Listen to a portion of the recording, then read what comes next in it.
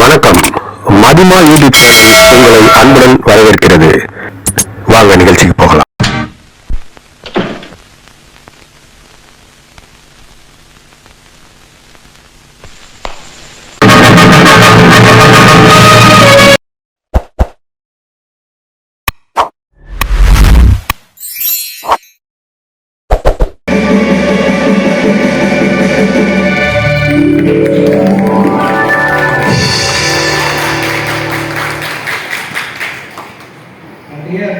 Original எஃபெக்டை கொடுக்கக்கூடிய பிள்ளைகள் அது வந்து கொஞ்சம் கூட சமரசம் பண்ணாத இசைக்கலைஞர்கள் அவர்களுக்கு ஒரு தரவொலி எழுப்பி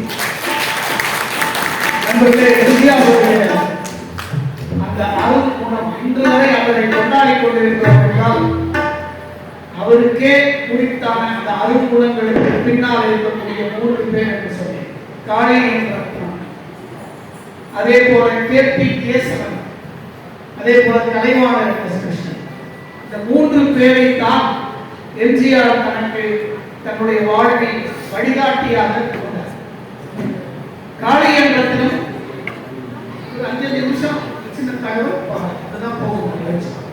காளியன் ரத்னம் மிகச்சிறந்த மல்யுத்த வீரர், சிலம்பாட்ட கலைஞர், பல்வேறு அந்த வீர விளையாட்டுகளை அவர் எம்ஜிஆருக்கு கற்றுக் கொடுத்த ஒரு ஆசம். எம்ஜிஆருக்கு வந்து அந்த மார்ஷல் ஆர்ட் என்று சொல்லக்கூடிய அந்த கலைகளை எல்லாம் தன்னுடைய படங்களில் வைக்க வேண்டும் என்ற தீராத ஆர்வம் கொண்டே இன்றைக்கு போல ரத்தம் கற்க கற்க ரத்தம் சொட்ட சொட்ட சண்டை காட்சி என்றால் குலை நடுங்கக்கூடிய அளவுக்கு இல்லாமல் எம்ஜிஆருடைய சண்டை காட்சிகளை அது ஒரு மார்ஷல் ஆர்ட் என்று சொல்லக்கூடிய வீர விளையாட்டு கலையாக இருக்கு. அதான் எம்ஜிஆருடைய சண்டை காட்சியை நீங்க வந்து கவனித்தாங்க.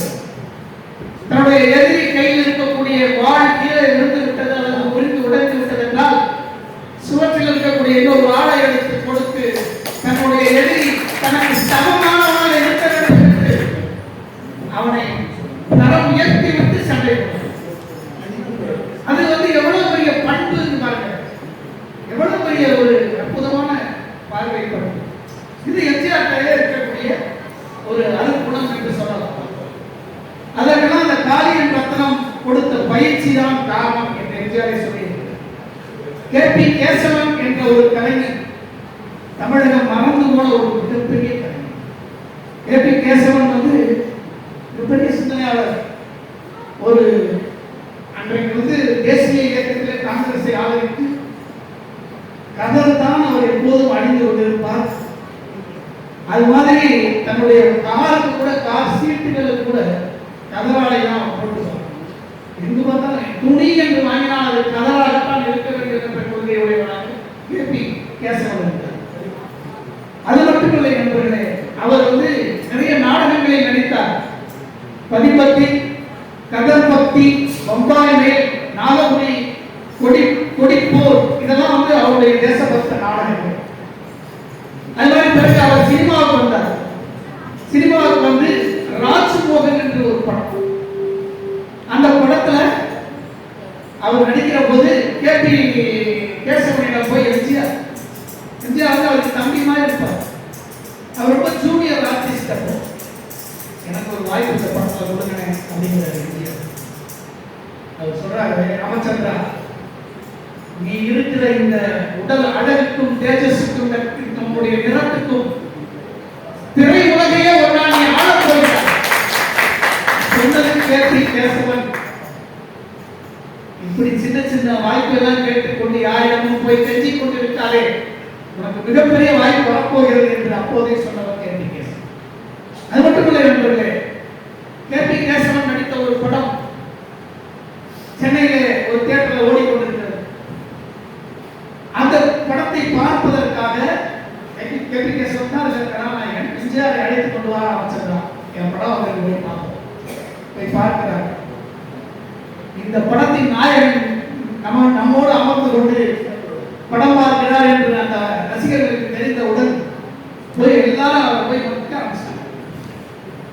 எம்ஜிஆருக்கு ஒரே பெருமை, எப்பேற்பட்ட ஒரு மனிதரோடு நாம் பழக்கம் வச்சிருக்கிறேன். அவர் சொன்னார், ராமச்சந்திரா படம் முடியறதுக்குள்ள கிளம்பிடுவோம், இல்லைன்னா போகும்போது நல்லா எல்லாரும் வந்து நம்ம போக மாட்டாங்க, நம்ம சிரமமாயிடும், படம் முடியறதுக்குள்ள எந்திரிச்சு போயிடுவோம் என்று சொல்லி கிளம்புகிறார்கள். அவர்கள் கிளம்புவதை பார்த்து ரசிகர்கள் கூட படத்தை கூட விட்டுட்டு அவர் முன்னால் வந்து கிளம்பினார். எம்ஜிஆர் அவர்கள் கேசவன் அப்படியே கைத்தாங்களா அவர் வந்து அந்த கூட்டத்தில் இருந்து அவர் காப்பாற்றி போய் காரில் உட்கார வச்சு அவர் அனுப்புகிறார். இந்த கார் போயிருக்கிறது, அதை பார்த்து எம்ஜிஆர் பாலகிருஷ்ணன் எவ்வளவு பெரிய கலைஞர், எப்படி மக்கள் செல்வாக்கோடு போகிறாங்க. கொஞ்ச நாள் ஆச்சு, எம்ஜிஆருடைய படம், எம்ஜிஆர் வந்து கொஞ்சம் கொஞ்சமா வந்து கதாநாயகர் அந்தஸ்துக்கு வந்துட்டாரு, மர்ம யோகி படம், இது பல படங்கள் வந்துருச்சு. எம்ஜிஆர் படத்தை பார்ப்பதற்காக கேபி கேசவனை கூட்டி வந்து எம்ஜிஆர் படம். அப்போ கேபி கேசவன் எல்லாரும் ரசிகர்கள் மறந்து போன ஒரு கலைஞர். எம்ஜிஆர் படம் ராமச்சந்திரா நாயக் வரணும், இதான் நீங்க வாங்கினேன், இதே மாதிரி காட்சி போய் உட்கார்ந்தார்கள். எம்ஜிஆர் சுத்தி கூட்டம், கேபி கேசவனை யாரும் கண்டிக்கல. இந்த காட்சி எம்ஜிஆருக்கு மிகப்பெரிய தாக்கத்தை ஏற்படுத்துகிறது. அதுக்காகத்தான் இந்த இடத்துல நான் சொல்ல நினைக்கிறேன். இது நடந்தது மர்மயோகி படத்துடைய வெளியீட்டின் போது 1931. அப்படியே தலையில் மாற்றம். எம்ஜிஆர் சொல்றாரு, இந்த இந்த இந்த ரெண்டு அனுபவத்தை வைத்து எம்ஜிஆர் எழுதுகிறார், கலைஞனுக்கு உச்சநிலை தாழ்நிலை என்பதெல்லாம் மக்களால் தரப்படும் மயக்க நிலை. இதை நம்பி ஏமாந்து விடுவோமானால் நாம் மற்றவருக்கு பண்பு, பாசம், பகுத்தறிவு என்று எதையும் கற்றுத்தரக்கூடிய கலைஞனாக நாம் இருக்க முடியாது. எனவே நாம் இதற்கு மயங்கி விடக்கூடாது.